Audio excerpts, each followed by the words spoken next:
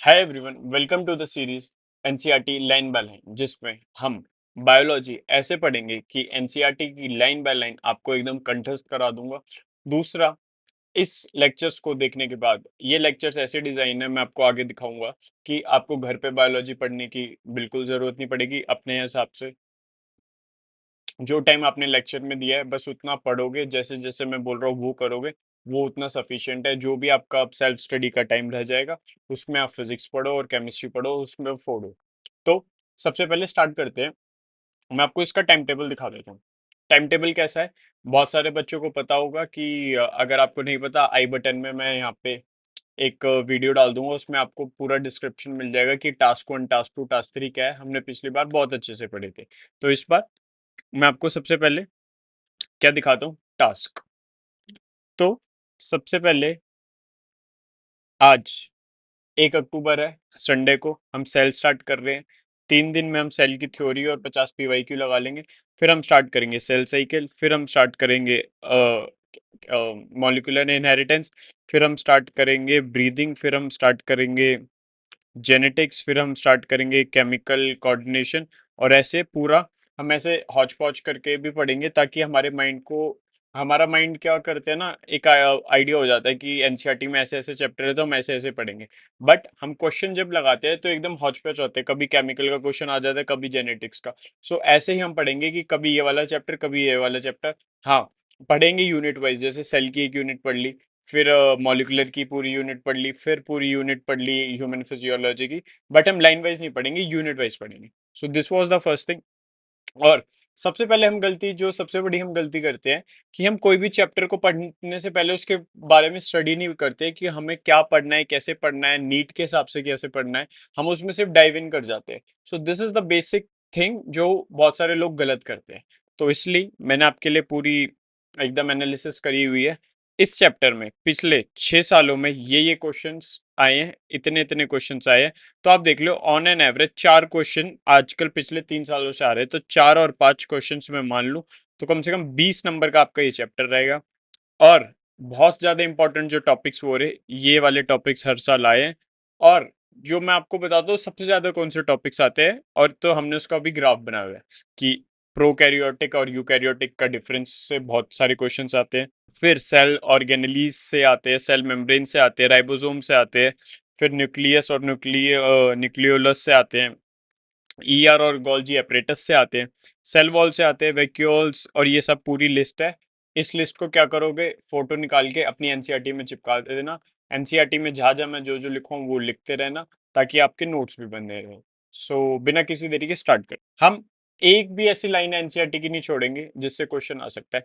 क्योंकि इस बार एनसीईआरटी में क्वेश्चन आया था यहाँ से, अगर आप लोगों को पता हो तो, रिडक्शनिस्ट बायोलॉजी। तो एनसीईआरटी कहीं से भी क्वेश्चन पूछ सकती है, तो हम कहीं से भी पढ़ेंगे। तो स्टार्ट करते हैं। मैं एक वो ले लेता हूँ, कौन सा कलर ले लें हम, मजेंटा ले लेते हैं, और फिर यहाँ लिख लेंगे।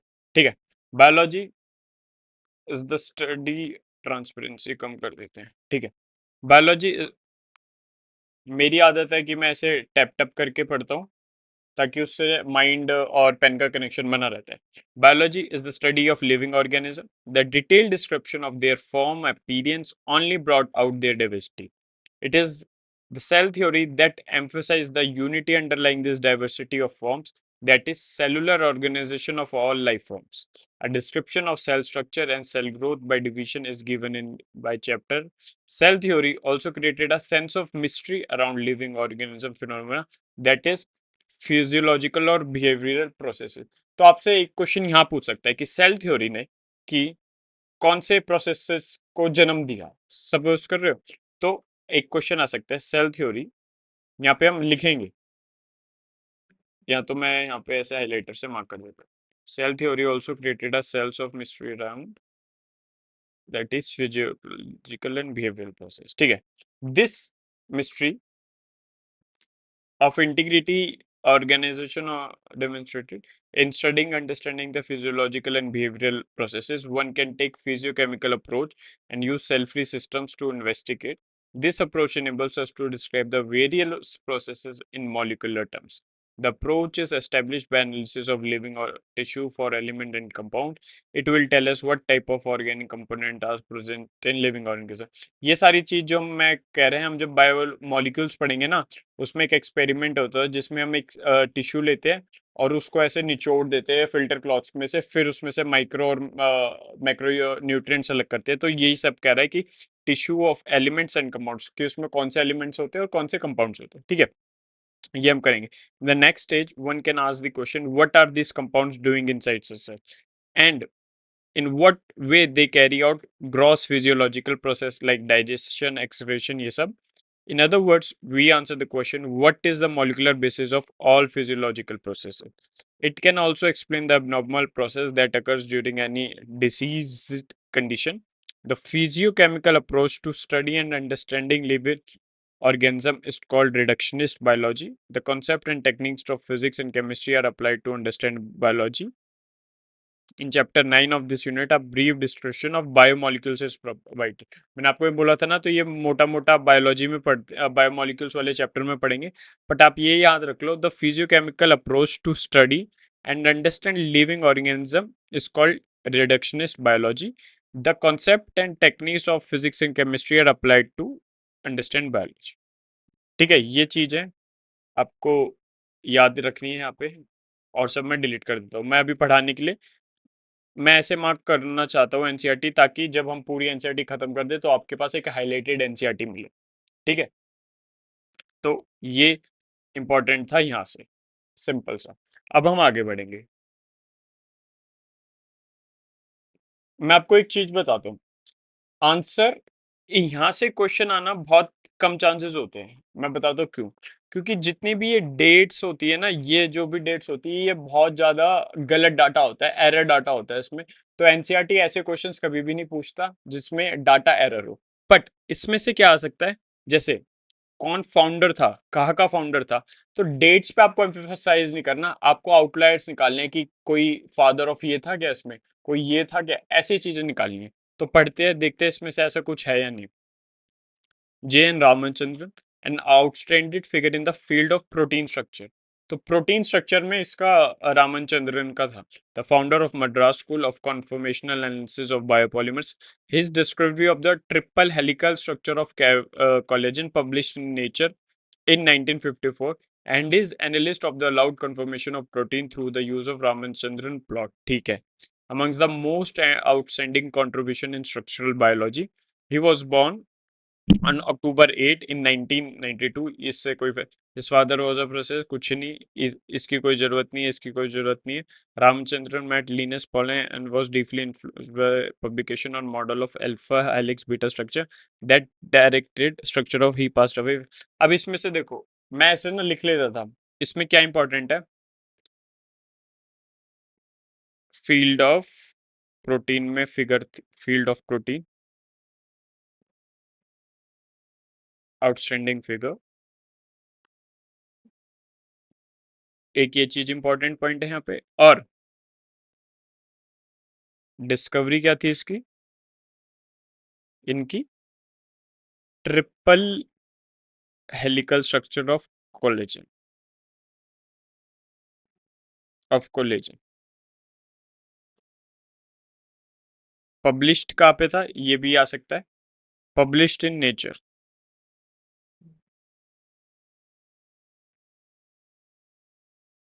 ठीक है, और analysis allowed conformation of protein through use of Ramachandran plot. इतना याद नहीं है, rank among the most structure. बस ये दो चीजें बहुत इंपॉर्टेंट है, यहाँ से क्वेश्चन आ सकता है.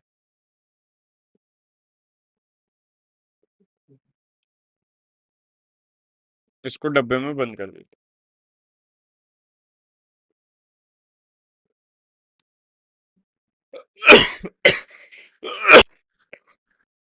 आगे बढ़ते हैं, स्टार्ट करते हैं.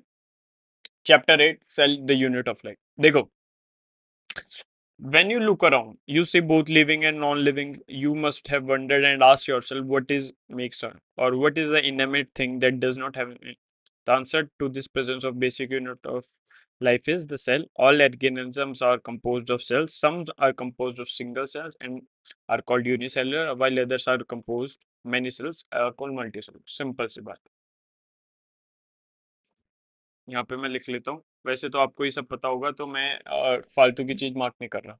ठीक है, आगे बढ़ते हैं। अब ये इंपॉर्टेंट है। क्या इंपॉर्टेंट है?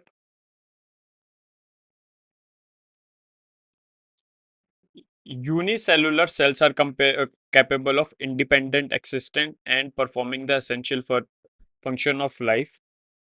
Anything less than a complete structure of cell does not ensure independent living. Hence, all cell is fundamental structural. Cell is the fundamental structural and functional unit of life. अब एक question आ सकता है यहाँ पे। Question क्या हो सकता है? Characteristics of a unicellular cell, ये हो सकता है। ठीक है, तो पहला क्या है? Independent existence. अगर कोई सेल इंडिपेंडेंटली एग्जिस्ट नहीं कर सकता तो वो एक यूनिसेलुलर सेल नहीं है। सेकंड क्या है? Performing all the essential functions of life. तो ये दो चीज है जो कि बहुत इंपॉर्टेंट है और जहां से क्वेश्चन आ सकते हैं, तो अपन इसको मार्क कर लेंगे। और फिर ये क्या कह रहा है? Anything less than a complete structure of cell does not ensure independent living. कि देखो, पहले तो एक तो होता है सेल, टिश्यू, ऑर्गन। अब सेल से नीचे कुछ नहीं है, तो ये कहता है सेल से नीचे कुछ भी इंडिपेंडेंटली एग्जिस्ट नहीं कर सकता। तो इसलिए सेल इज द स्ट्रक्चरल और fundamental unit of living organism. I hope ये यहां तक क्लियर हो जाएगा। अब आता है Antonie van Leeuwenhoek first saw and describe the life cell. अब देखो, इसमें बहुत दो चीजें हैं जिसमें कंफ्यूज हो सकते हैं। देखो, पहला saw and describe. First saw, मैंने ऐसे जो जो पॉइंट होते थे ना वो अलग से लिख लेता था, तो ताकि इंपॉर्टेंस पता चले, क्योंकि इनमें ना ये द ऑफ में इंपॉर्टेंस ऑफ एक क्या कहते हैं उसे, फैक्ट, वो मिट जाता है। तो उसमें हम लिख सकते हैं एंटोन वॉन लियोनहॉक, इसको यहाँ लिख सकते हैं first saw and described life cell. ठीक है, ये हो गया। अब लॉ रॉबर्ट ब्राउन ने क्या करा था? इसने डिस्कवर्ड करा था न्यूक्लियस। तो ये दोनों चीज अलग हो गई। रॉबर्ट ब्राउन ने क्या करा था? Discovered nucleus. तो दो चीज है। एंटोन वॉन लीeuwenhoek ने क्या करा था? First saw and describe the cell. और सेकंड होता है रॉबर्ट ब्राउन। रॉबर्ट ब्राउन ने क्या करा था? Discovered the nucleus. ये दो चीजें। अब देखो, the invention of microscope and it's improvement leading two electron microscope बन गया। तो अंदर सेल के अंदर क्या क्या चीजें हमें वो भी पता चलने लग गई। ठीक है,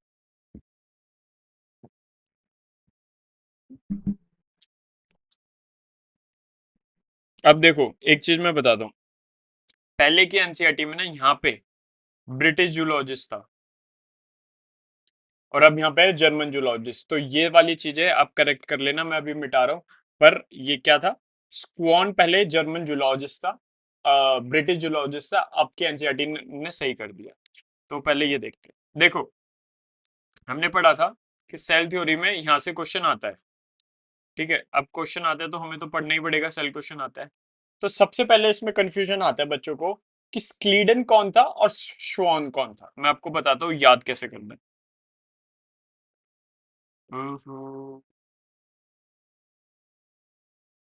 क्या था? पेन चाहिए नहीं, तो यहाँ पे मैं लिख लूंगा स्क्लीडन।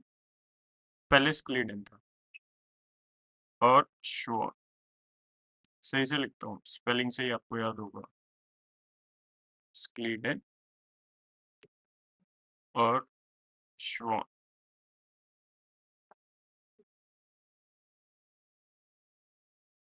देखो, स्क्लीडन में ए नहीं आ रहा। स्क्लीडन में ए नहीं आ रहा, ए के बाद आता है बी। तो ये है बॉटनिस्ट। स्क्वान में ए आ रहा है, ए आ रहा है, ए आ रहा है, ए के बाद बी नहीं आएगा, फिर ये हो जाएगा जूलॉजिस्ट। ऐसे याद रख, कैसे याद रखने?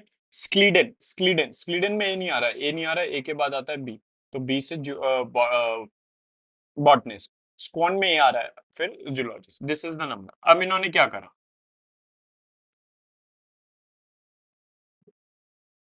यहाँ पे लिख लेता हूँ, फिर आपको ना अलग से लिख के बताऊंगा तो आपको सही से समझ आएगा। स्क्लीडन, श्योर, याद करो स्क्लीडन क्या है, स्क्लीडन क्या है, स्क्लीडन में ए नहीं आ रहा, ए के बाद आता है बी, तो ये है बॉटनिस्ट। श्वान, श्वान, श्वान में ए आ रहा है, तो ए के बाद बी नहीं आएगा, फिर जूलॉजिस्ट। और दोनों कौन है? जर्मन्स। ठीक है, हमने यहाँ पे एक लाइन बना दी। अब हम पढ़ेंगे और इनके कैरेक्टरिस्टिक्स लिखते रहेंगे। ठीक है, क्या कह रहा था इसने, बॉटनिस्ट ने? examined a large number of plants, of course botanist है तो plant ही करेगा, and observed that all plants are composed of different kinds of cells which forms the tissue of the plant. At about the same time, Theodor Schwann, a German zoologist, studied different types of animal cells, reported that cell had a thin outer layer which is today known as plasma membrane. तो इसने ऐसे लिख सकते हैं, cell had outer layer, इसने discover करा था layer, today also known as plasma membrane। ठीक है, फिर इसने क्या करा, he also concluded based on his studies on plant tissue, इसने plant tissue पे करा that the presence of cell wall is a unique character of plant cell. On the basis of this, Schwann proposed the hypothesis that the bodies of animal and plants are composed of cells and the products of cells। देखो इसी ने, श्वान ने क्या करा था, presence of cell wall is a unique character of plant cell। ये चीज हो गई। और तीसरी इस भाई ने क्या बताई थी हमें, मतलब स्क्लीडन तो थोड़ा ज्यादा उसने कुछ करा होगा पर इसमें नहीं मेंशन हुआ, पर हमारे को ये काम का है। इसने और करा था कि animals and plants are composed of cells and products of cells, cells and products of cells। ठीक है, ये हो गया। तो हम इसमें लिख सकते हैं, देखो श्वान का तो इधर इसका तो कुछ है नहीं, तो हम यहाँ पे इसको यहाँ पे ले आएंगे, तो हमारी एनसीईआरटी भी एक अच्छे से बनती रहेगी। तो मैं इसको कॉपी कर देता हूँ और यहाँ पे लाके पेस्ट कर देता हूँ। ये जो किसके मैं आगे बढ़ रहा हूँ, जो किसके मैं पीछे जा रहा हूँ, जो मरेंगे मेरी कहानी। तो हमारा ये हो गया। ठीक है, अब आगे बढ़ते हैं। Schleiden and Schwann together formulated the cell theory. This theory, however, did not explain as how new cells are formed. Cell theory किसने दी थी? दोनों ने, स्क्लीडन और स्क्वान ने। स्क्लीडन क्या था? स्क्लीडन, अच्छा स्क्लीडन में ए नहीं आ रहा तो ये बॉटनिस्ट का, श्वान में ए आ रहा है तो ये जूलॉजिस्ट। दोनों ने, स्क्लीडन एंड श्वान ने आपको सेल थ्योरी दी थी। और but cell theory, what did not cell theory explain, कि नए सेल्स कैसे बनते हैं, वो सेल थ्योरी एक्सप्लेन नहीं करती थी। और सेल थ्योरी क्या थी? सेल थ्योरी वाज कि all plants and animals were composed of cells and products of cells. ठीक है, अब और भी चीज थी सेल थ्योरी, और क्या था? हाँ, फिर आया रुडोल्फ वर्च्यू, फिर आया रुडोल्फ वर्च्यू। इसका इंपॉर्टेंट हो जाता है, शायद आया भी है 1855 में। इसने एक्सप्लेन करा था कि नए सेल्स कैसे बनते हैं। तो इसने क्या बोला था? इसने बोला था ओमनी सेलुला ए सेलुला, ये कहता था सेल प्री एग्जिस्टिंग सेल से बनते, इसने ये बताया था। तो इसने मॉडिफाइड कर दी हाइपोथेसिस ऑफ स्क्लेडेंस्कील। तो अब नई सेल थ्योरी क्या आ गई, all living organism are composed of cells and their products of cells. और फिर थियोडर वर्च्यू ने उसमें ऐड कर दिया all cells are arise from pre existing cells. So this was your cell theory जो आज गाई जाती है, जो आज अंडरस्टूड है। ठीक है, ये मार्क कर लो। और यहां तक अब हमें कुछ मार्क करने की जरूरत नहीं है। सो हमारा दिस इज डन, ये अपन मिटा दें। ठीक है भाई, अब हम देखते हैं एन ओवरव्यू ऑफ सेल, कि हमारा एक सेल, सेल के अंदर है क्या, कैसा दिखता है, जो भी चीज है वो क्या है सेल के अंदर। ठीक है, इसको थोड़ा मोटा कर लेते हैं।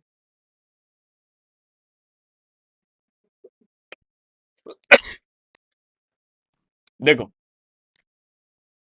You have an early you have earlier observed cell in an onion peel or human cheek। onion peel वाला एक्सपेरिमेंट बहुत सारे स्कूलों में कराया जाता है, तो आपने भी करा होगा। तो ओनियन पील लेते हैं और उसके अंदर ऐसे ऐसे सेल्स होते हैं, ऐसे ऐसे हम उसमें एसिटोकेरामाइन डालते हैं, पिंक कलर हो जाता है उसमें, ऐसे करते हैं। ठीक है, let us recollect their structure। The onion cell, which is a typically plant cell, has a distinct cell wall and its outer boundary and just within its cell membrane।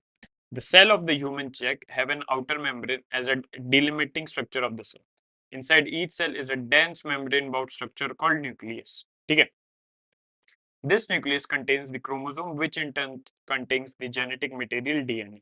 तो उसने क्या बोला, अभी तक हमने क्या पढ़ा, dense dense membrane bound structure, membrane bound structure which is nucleus। Nucleus के अंदर इसने क्या बोला, क्रोमोसोम्स। क्रोमोसोम्स के अंदर क्या होता है, genetic material which is the DNA। ठीक है, cells that have membrane bound nuclei are called eukaryotic cells।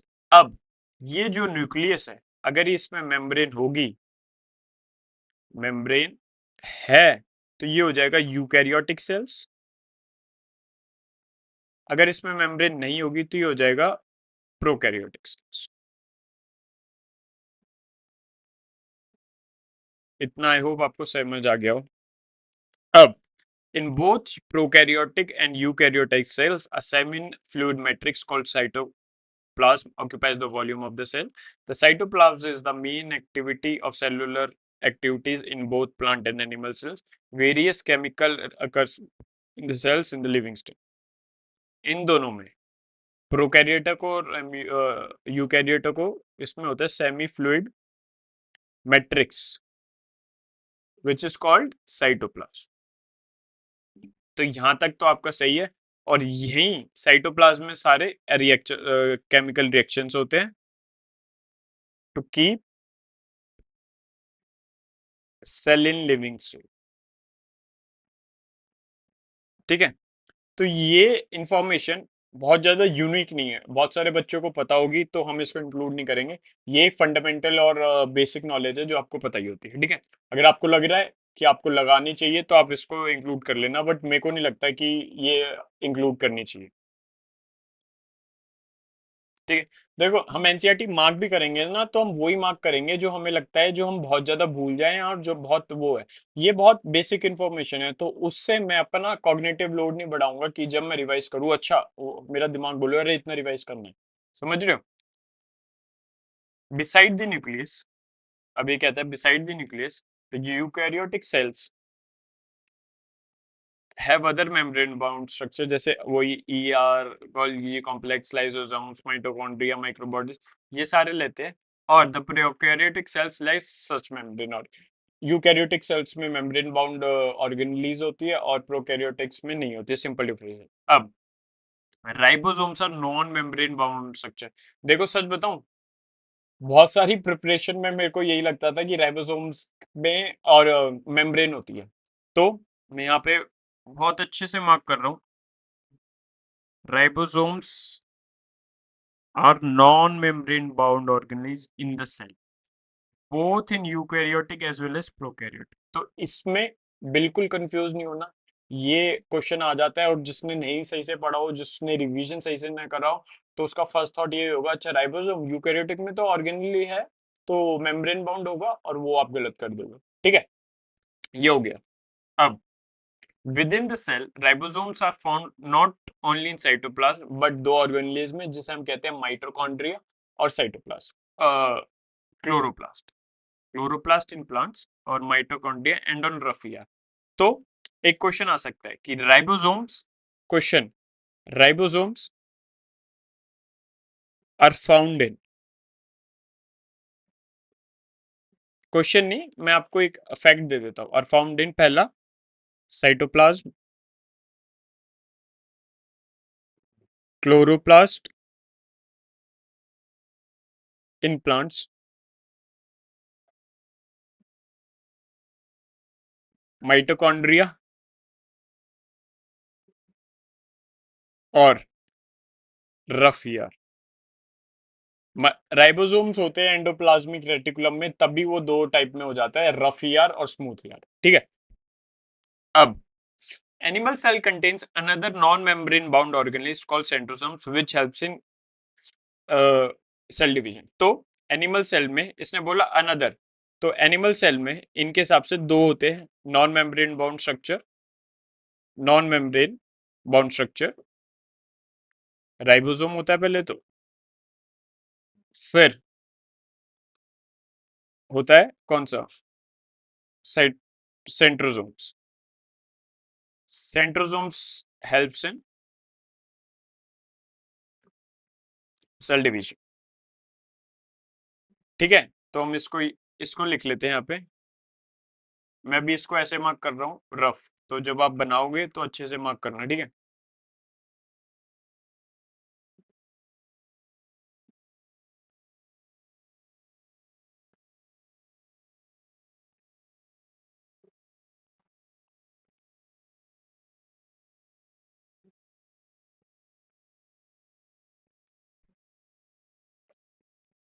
तो इसमें लिखा हुआ है cell differ greatly in size, shapes and activities. For example, mycoplasma, the smallest cell, only 0.3 micrometer in length, while bacteria could be 3 to 4 5 micrometer. The largest egg of an ostrich.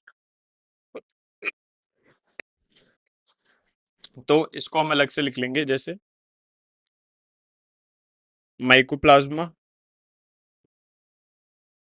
3 म्यूकोमीटर, कितना, 3 नहीं, 0.3 म्यूकोमीटर, फिर bacteria 3 to 5 म्यूकोमीटर, ostrich आपको पता ही है। और क्या है इसमें, human red blood cells is about 7 human RBCs, 7 micrometer.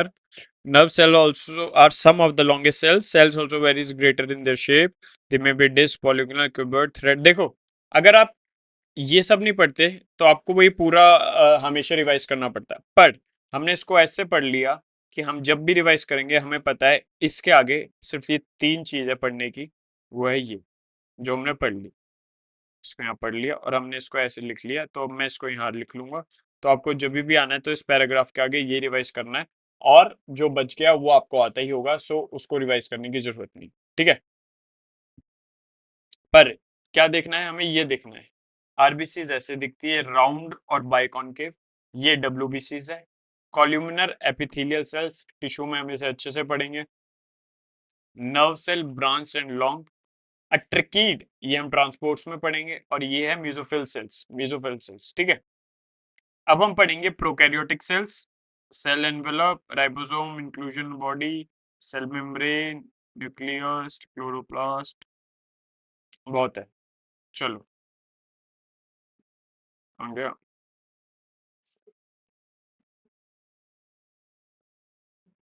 Prokaryotic cells पर,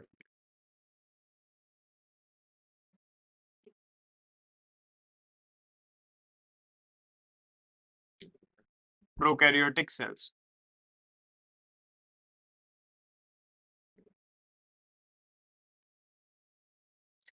जितना भी हम इंपॉर्टेंट पढ़ेंगे वो हम यहाँ लिखेंगे, फिर उसको यहाँ कॉपी पेस्ट मार देंगे। ठीक है, पहला cells are represented by bacteria, blue green algae, mycoplasma और पीपीएल। देखो यहाँ पे एक्सेट्रा नहीं दे रखा, तो मतलब prokaryotic organisms are only represented by these four. तो इनसे क्वेश्चन बन सकता है, तो हम इसको यहाँ लिखेंगे रिप्रेजेंटेड बाय क्या, bacteria, blue green algae, mycoplasma और PPL, pleuropneumonia like organism, pleuropneumonia like organism. ठीक है, ये हो गया। अब आगे बढ़ते हैं। They are generally smaller, multiply more rapidly than the eukaryotic cells. They may vary greatly in shape, sizes. The four basic shapes of bacteria are Bacillus, Scoccus, Vibrio और Spirillum. बैक्टीरिया के फोर बेसिक स्पेस सबको पता है, तो मैं इसमें बनाऊंगा नहीं। Bacillus, bacillus rod like, coccus spherical, vibrio comma shaped, स्पिरम स्पाइरलम। तो इसमें लिखने की कोई जरूरत नहीं है, बहुत बच्चों को याद ही रहता है। ठीक है। The organization of prokaryotic cells is fundamentally similar even through prokaryotic exhibit a wide variety of shapes and functions. All prokaryotics, all prokaryotics have a cell wall surrounding the cell membrane except in mycoplasma. Mycoplasma में cell membrane नहीं होती, पर और prokaryotes में cell wall होती है surrounded by cell membrane. Cell membrane होती है ऐसे यहाँ पे,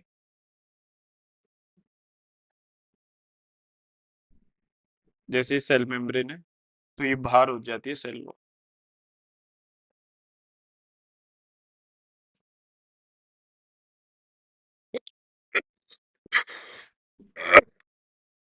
ठीक है, ये बता दिया।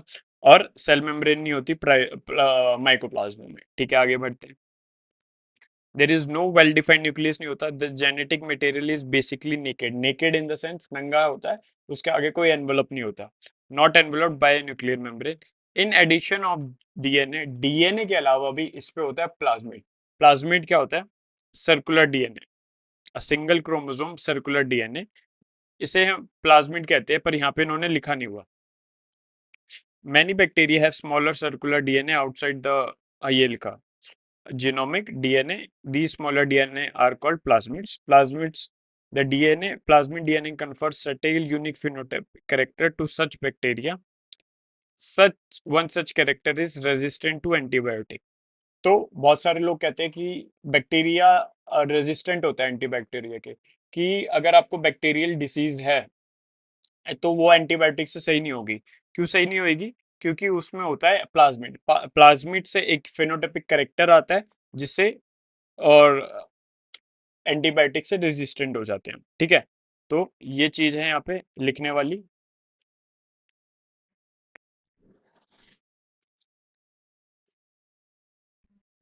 अब आगे बढ़ते हैं। ठीक है, फिर क्या है? वन सच कैरेक्टर ये पढ़ लिया। In higher classes you will learn that this plasmid DNA is bacterial transformation with foreign DNA. जब हम क्लास 12th में पढ़ेंगे तो हम पढ़ेंगे कि इन प्लाज्मिड के वजह से ही हम डीएनए में मॉडिफिकेशंस करते हैं। कौन सा चैप्टर है वो? बायोटेक में पढ़ेंगे। ठीक है। No organelles nuclear membrane is found in no organelles like the ones in eukaryotes are found in prokaryote except from ribosome. Ribosomes ही ऐसी ऑर्गेनेलीज होती है जो यूकैरियोटिक और प्रोकैरियोट्स में होती है। Prokaryotes have something unique in the form of inclusions which क्या बोलते हैं आर कॉल्ड मेसोसोम्स, जो आते हैं differentiated from cell membrane is the characteristics of prokaryotes. तो ये बहुत इंपॉर्टेंट है। क्या? Prokaryotes have something unique in the form of inclusion. ठीक है, a specialized differentiated form of cell membrane called mesosomes in the characteristics of prokaryotes. These are usually infoldings of cell membrane. ठीक है, क्या होता है mesosomes? Infolding of cell membrane, cell membrane से बनती है। अब इसमें एक और चीज हमने पढ़ी थी, क्या? बैक्टीरिया है स्मॉलर सर्कुलर डीएनए। देखो, बैक्टीरिया में दो टाइप के डीएनए होते हैं, यहाँ लिखता हूँ। Bacteria DNA.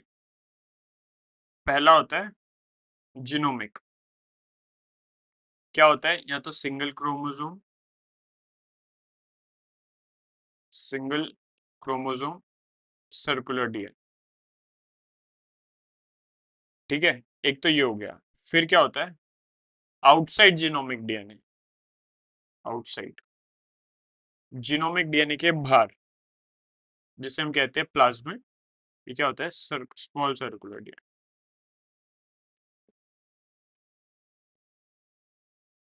Which is called plasmid. तो अब हम ऐसे लिख लेते हैं तो क्लियर डिफरेंशिएटर बन जाता है। ठीक है, अब आप यहाँ देख सकते हो टिपिकल बैक्टीरिया। देखो, मैं इसलिए नहीं कह रहा था, पीछे बैक्टीरिया लिखा हुआ है 3 से 4 पिकोमीटर, यहाँ दे दिया एनसीईआरटी ने 1-2 मीटर, इसलिए दीज आर स्टूपिडिटी। ये कभी आते भी नहीं है बहुत से। आपको इसकी रेंज पता होना चाहिए। देखो, पीपीएलओ 0.1, ये 0.02 चला गया तो एक इससे छोटा हो गया। तो आप यहाँ देखोगे 10 से डिवाइड करते जाओ तो बैक्टीरिया, पीपीएलओ, वायरसेस 1.1 और 0.001। तो आप ऐसे रेंज याद कर सकते हो। ठीक है, अब आगे बढ़ते हैं। अब हम पढ़ेंगे सेल एनवलप और उसकी मॉडिफिकेशन।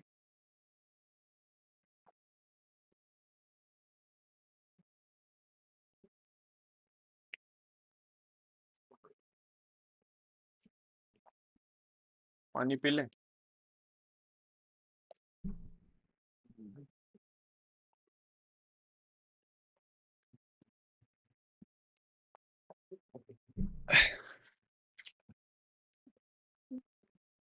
अब ये क्या कह रहे हैं?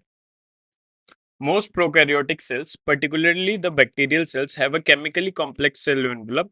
The cell envelope consists of tightly bound तीन लेयर। तीन लेयर क्या है? ऐसे देख लेते हैं, एक लेयर, दो लेयर, तीन लेयर, ऐसे लिख लिया। अब देखो, आउटर मोस्ट को कहते हैं glycocalyx, followed by cell wall, इसे हम कहते हैं सेल मेम्ब्रेन और plasma membrane.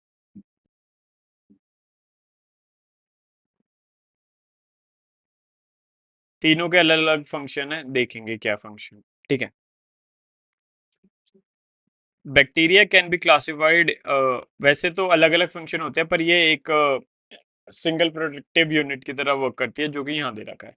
Bacteria can be classified into two groups on the basis of differences in cell envelope and the manner in which they respond to staining procedure developed by Gram's. क्या है? दोस्त who take gram stains. अब देखो, bacteria है,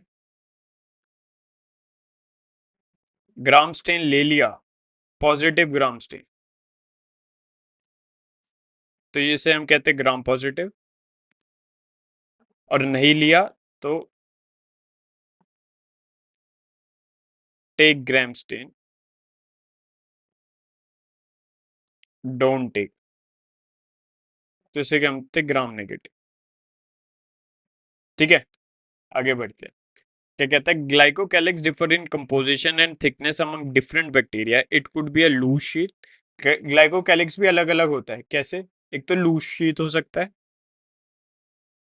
जिसे हम कहते हैं स्लाइम लेयर जैसा। थिक और टफ हो सकता है, कैप्सूल जैसा। तो ये आपको पता होना चाहिए। The cell wall determines the shape of the cell and provides strong structural support to prevent bacterium from bursting, कि फूट ना जाए और कोलैप्स ना हो जाए। तो ये क्या कहता है? डिटरमाइन शेप और स्ट्रक्चरल सपोर्ट। ठीक है, बर्स्टिंग और कोलैप्सिंग का है। ठीक है, the plasma membrane is selectively permeable in nature. इसको मैं थोड़ा नीचे कर देता हूँ। मैं ना ऐसे बना के पढ़ना क्यों प्रेफर करता हूँ? क्योंकि एनसीईआरटी में ना कोई भी एक चीज की बात एक जगह नहीं दे रही थी। एक सबसे ऊपर दे रखी है होती है एक पैराग्राफ के, एक सबसे नीचे दे रखी होती है। तो जब मैं पूरा पैराग्राफ पढ़ता हूँ तो मेरे को इस चीज की पूरी इंफॉर्मेशन एक साइड मिल जाती है, तो इसलिए मैं ऐसा ऐसे पढ़ना प्रेफर करता हूँ। ठीक है, अब हम आगे पढ़ते हैं। क्या कह रहा है? The plasma membrane is selectively permeable in nature and interacts with outside में। देखो ये आउटसाइड है, सबसे बाद में होती है आउटसाइड इनसाइड। इससे भी आपको पता चलता है। अब ये पूरा डायग्राम आप एक बार देखोगे तो आपका पूरा रिवाइज हो जाएगा, ठीक है। The membrane is similar structure to that, similar होता है प्रोकैरियोटिक्स और यूकैरियोट में। अब आगे बढ़ते हैं। A spatial membrane structure is the mesosome which is formed by extension of plasma membrane into the cell, ठीक है। These extensions are in the form of tube vesicles, tubules or lamellae. They help in cell wall formation, DNA replication और distribution to daughter cell. अभी अपन इसको यहाँ चेपते हैं। इतना पढ़ लिया हमने।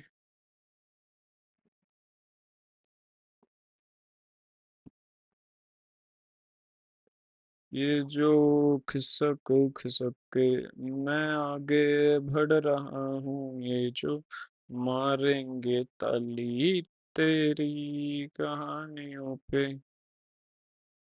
ये मैंने इसको यहाँ लग दिया, ठीक है। अब आप देख लेना। अब अपन आगे बढ़ते हैं।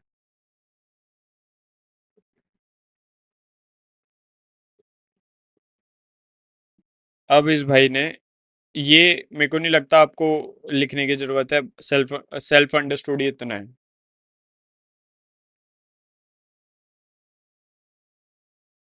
अब हम यहाँ पढ़ रहे हैं म्यूजोसोम के बारे में। क्या है म्यूजोसोम भाई? कि formed by extension of plasma membrane into the cell के अंदर। एक्सटेंशन ऑफ प्लाज्मा मेम्ब्रेन लिख सकते हैं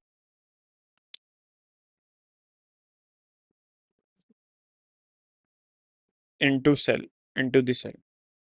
ये याद रखना, यहाँ पे पूछ सकता है इनटू की जगह आउट, ऑन टू या आउटसाइड या ऐसे कुछ, तो याद हो ना, इनटू द सेल, ठीक है। These extensions are formed in the vesicle, ठीक है। They help in cell wall, helps cell wall formation, DNA replication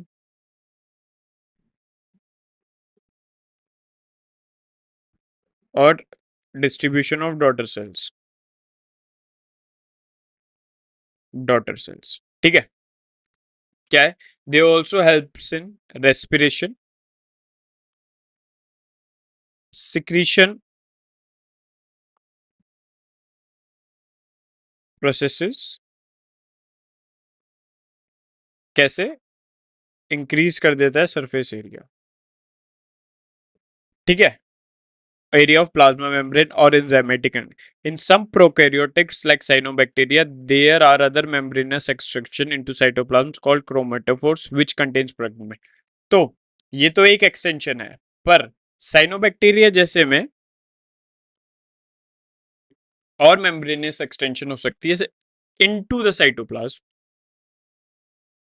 chromatophores which contains pigment.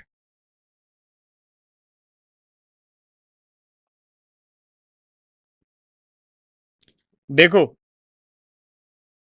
extension of plasma membrane into the cell और chromatophores which contain pigments in cytoplasm था। दोनों का मतलब similar है, पर NCERT बहुत जगह घुमा सकता है, तो आपको पता होना चाहिए कि यहाँ पे मेसोसोम में इनटू द सेल है, साइनोबैक्टीरिया में इन साइटोप्लाज्म। मतलब सेम ही है, पर वर्ड में घुमा सकता है। तो आपको कोई भी ऑप्शन में बेस्ट ऑप्शन चूज करना होता है कोई भी एमसीक्यू में, तो ये वहां पे काम आएगा, ठीक है। आगे बढ़ते हैं। तो मैं इसको यहाँ मार्क कर देते हैं साइनोबैक्टीरिया वाले को, तो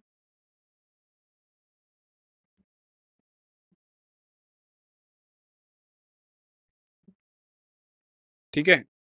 और मीजोजोम वाले को अपन यहाँ चेप देते हैं।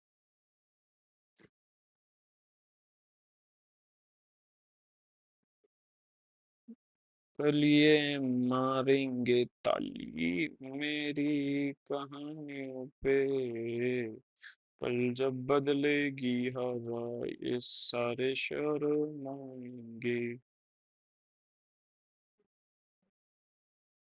ये बाहें फैलाएंगे।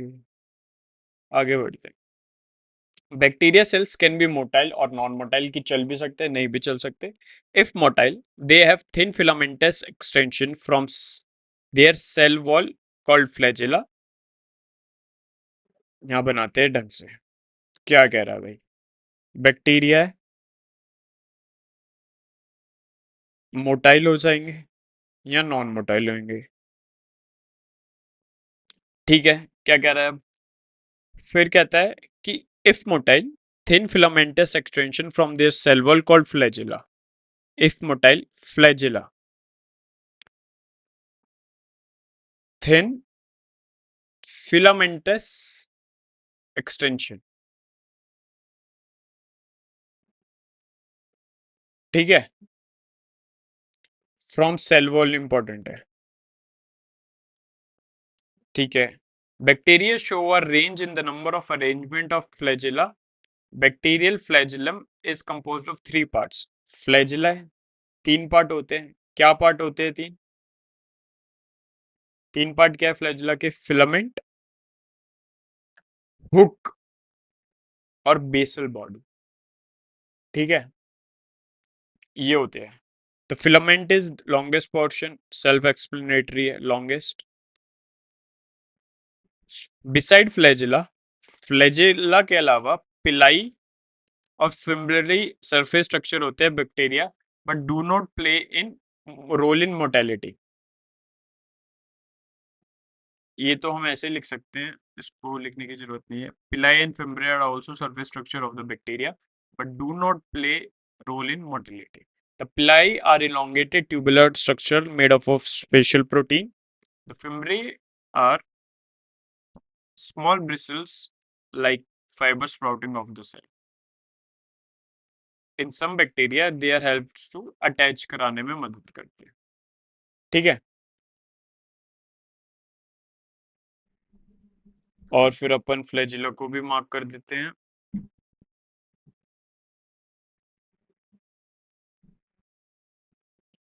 इतना हमने पढ़ लिया। अब अपन आगे बढ़ते हैं। अब हम राइबोसोम तक कर लेते हैं, फिर यूकैरियोटिक सेल हम अगले लेक्चर में कर देंगे पूरा। 10 है। आज हमने कितने पेज उड़ाए हैं? 1 2 3 4 5 पेज उड़ाए हैं।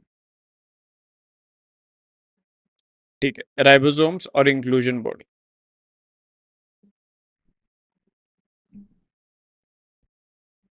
राइबोसोम्स, ठीक है। देखो, in prokaryotes ribosomes are associated with plasma membrane of the cell. They are about 50 nanometer by 20 nanometer in size and made up of two subunits 50s 30s which represent 70s। देखो, 70s में क्या होता है? ये होता है sedimentary coefficient. 70s में होता है 50s और 30s।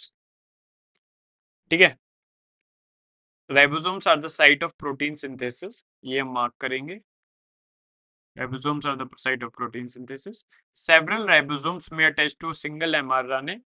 तो सपोज करो क्या होता है, एक ये mRNA है, ये mRNA है, यहाँ पे स्मॉल राइबोसोम्स ऐसे अटैच हो जाते हैं। RNA mRNA ribosomes. तो इस पूरे स्ट्रक्चर को कहते हैं पॉलीराइबोसोम्स। पॉलीराइबोसोम्स और पोलिसोम। ठीक है, और ये जो राइबोसोम्स है ना, ये ट्रांसलेट हो जाते हैं, ट्रांसलेट ट्रांसलेट मदद करते हैं एमआरएनए को प्रोटीन में, क्योंकि जो टी आरएनए होता है वो राइबोसोम से ही पड़ता है और फिर उस राइबोसोम उसमें जाके अटक जाते हैं। एमओआई में पढ़ेंगे। अब पढ़ते हैं इंक्लूजन बॉडी। ये क्या है? Reserve material in prokaryotic cells that are stored in the cytoplasm in the form of inclusion body. These are not bound by any membrane system and live freely in the cytoplasm में पड़ी रहती है ऐसी। Example phosphate granules, तीन होते हैं ये, phosphate granules, cyclophene or glycogen granules. Gas vacuoles are found in blue, green and purple and green photosynthetic bacteria.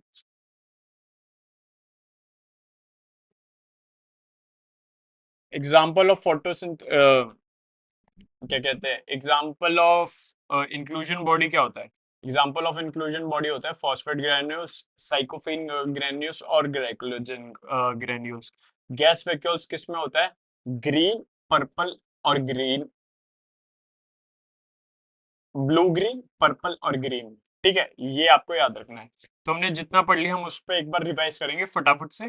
फिर कल से हम यूकैरियोटिक सेल पढ़ेंगे, दो सेल खत्म हो जाएगा। और तीसरे दिन हम इसके 50 पीवाईक्यूज लगाएंगे। ठीक है, चलो।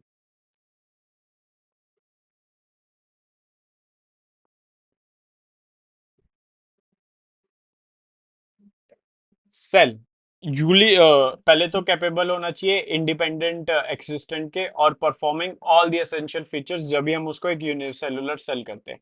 एंटोन वॉन ल्यूवेनहॉक इसने फर्स्ट सॉ और डिस्क्राइब करा था एक लाइफ सेल को। रॉबर्ट ब्राउन ने न्यूक्लियस डिस्कवर करा था। ये बात हो गई। स्क्लीडन और स्क्वान ने क्या करा था? देखो, अब इसको हम कैसे करेंगे? सिर्फ एक्टिव रिकॉल करना है, अपने दिमाग पे जोर डालना है और देखना है और सोचना है और समझना है और बताना है। ठीक है, और देखना है कि इस पेज पे क्या क्या था बाद में। स्क्लीडन और शॉन ने क्या करा था? स्क्लीडन, स्क्लीडन में ए नहीं आता तो स्क्लीडन है बॉटनिस्ट। बॉटनिस्ट वाले ने क्या करा था? इसने मेनली लाइव बहुत सारे सेल डिस्कवर करे थे, इसका कोई रोल नहीं था जो कि हमें याद रखना हो। फिर आता है स्क्वान, स्क्वान में ये आता है तो वो है जूलॉजिस्ट। जूलॉजिस्ट ने क्या करा था? सबसे पहले बहुत सारे एनिमल सेल ढूंढे थे, एनिमल सेल को स्टडी करा था। फिर इसने प्लांट सेल, प्लांट टिश्यू को स्टडी करा था। और इसने एक चीज ढूंढी थी जो कि है cell wall, which is characteristics function of plants. इसने एक चीज ये बताई थी। फिर इसने बताया था कि सेल्स, इसने एक और चीज क्या बताई थी? इसने बताई थी, याद करो याद करो, मैं भी याद कर रहा हूँ। सेल्स, एक लिविंग सेल्स बना होता है सेल से और प्रोडक्ट ऑफ सेल्स, इसने ये बताई थी। तो ये सेल थ्योरी भी होती है जो स्क्लीडन और स्क्वान ने फॉर्मुलेट करी थी इकट्ठा। फिर आता है रुडोल्फ वर्क्यू, वर्चो और वर्क्यू 1954 में। क्योंकि ये थोड़ी फॉर्मुलेट करता है, वो करता है सेल थ्योरी, क्योंकि सेल थ्योरी जो पहली थी ना वो ये नहीं बताती थी कि नए सेल कैसे फॉर्म होते हैं। तो रुडोल्फ वर्च्यू ने एक लाइन दी, ओमनिस सेलुला ए सेलुले, कि the existing pre existing cell से ही नए सेल बनते हैं। तो नई सेल थ्योरी जो बनी वो थी cells are composed of cells are composed of its product, और ये प्री एग्जिस्टेंट सेल से ही सेल बनते हैं। तो यही था। अभी हम पढ़ लेते हैं, देखेंगे कुछ भूल तो नहीं रहे।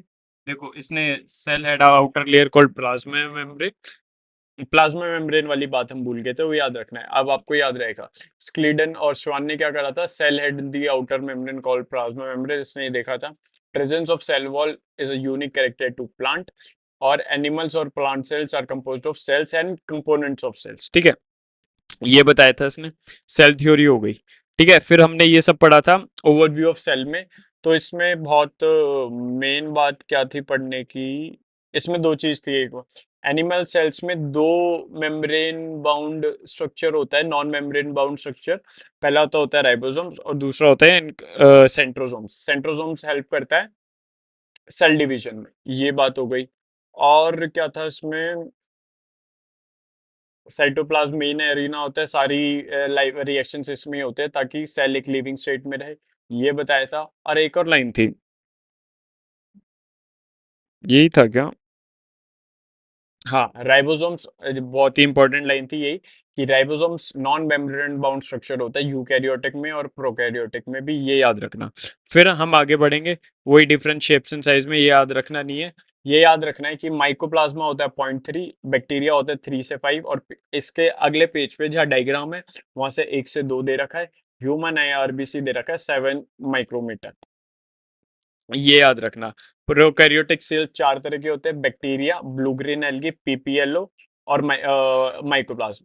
Prokaryotic cells are represented by 4 types of things, bacteria, blue green algae, mycoplasma और पीपीएलओ, प्लूरोनोमोनिया लाइक ऑर्गेनिजम्स। इतना ही था। 4 टाइप के होते हैं, कोकस विब्रियो, और vibrio comma shaped spherical spirillum, ठीक है, और बेसिलस, ये हो गया। यही सब बैक्टीरिया डीएनए दो टाइप का होता है। बैक्टीरियल डीएनए दो टाइप का होता है, जीनोमिक जीनोमिक सिंगल और सर्कुलर डीएनए होता है, स्लाइस सर्कुलर डीएनए।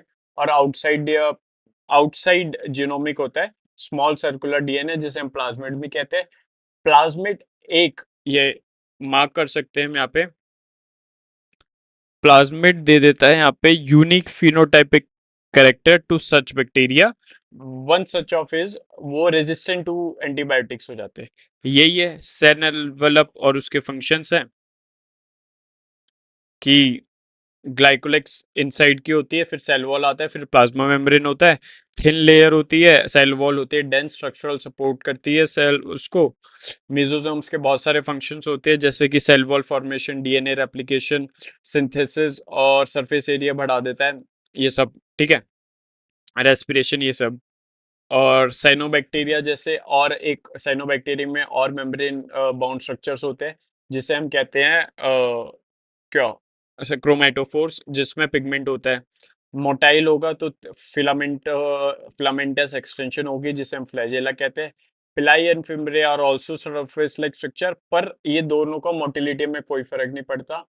पिलाई इलोंगेटेड ट्यूब्यूल होता है और फिम्ब्रिए हेल्प करता है पकड़ने में, बैक्टीरिया को किसी से चिपकने में। So this was the video. कल हम इसको आगे कंटिन्यू करेंगे लेक्चर को। Till then have a nice day, bye bye.